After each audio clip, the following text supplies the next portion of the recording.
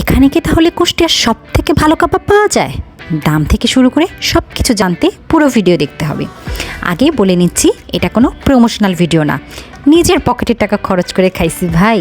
It's me Mishu from মিশুস box. চলে গিয়েছিলাম cake স্ট্যান্ডের ওনারদের নতুন সিগনেচার আইটেম টেস্ট করতে, তাদের নতুন রেস্টুরেন্ট কাবাব স্টেশনে। এটা এনএস রোডে আইএফআইসি ব্যাংকের ঠিক অপোজিটে, বাঁশ দিয়ে বানানো সুন্দর একটা এন্ট্রি গেট। কাবাব স্টেশনে ঢুকেই প্রথমে যে বিষয়টি নজর কেড়েছে তা হলো প্রতিটি কোণায় বাঙালিয়ানার ছোঁয়া। খুব ভালো লেগেছিল চারপাশটা। এই যে দেখেন, আজকাল এই জিনিসগুলো তো আর দেখাই যায় না। কি সুন্দর পরিবেশটা, তাই না?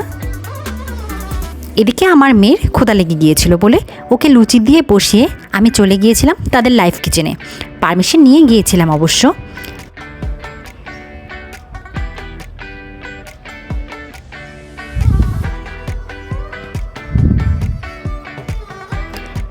এরই মধ্যে আমাদের খাবার চলে এসেছে, এবার টেস্ট করার পালা।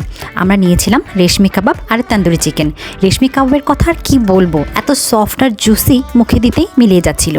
তন্দুরি চিকেনও বেশ ভালো ছিল, তবে রায়তার সালাদগুলো আরেকটু ছোট হলে বেশি ভালো লাগতো। যেহেতু নতুন রেস্টুরেন্ট, অনেক কাবাবই অ্যাভেলেবেল নেই। হোপফুলি তারা আরও অনেক কাবাবের সমাহার নিয়ে আসবে। বর্তমানে যেগুলো অ্যাভেলেবেল আছে তার চারটা ভিডিওর শেষে দিয়ে দিলাম।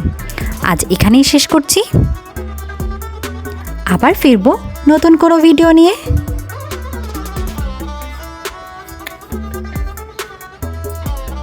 Thanks for watching.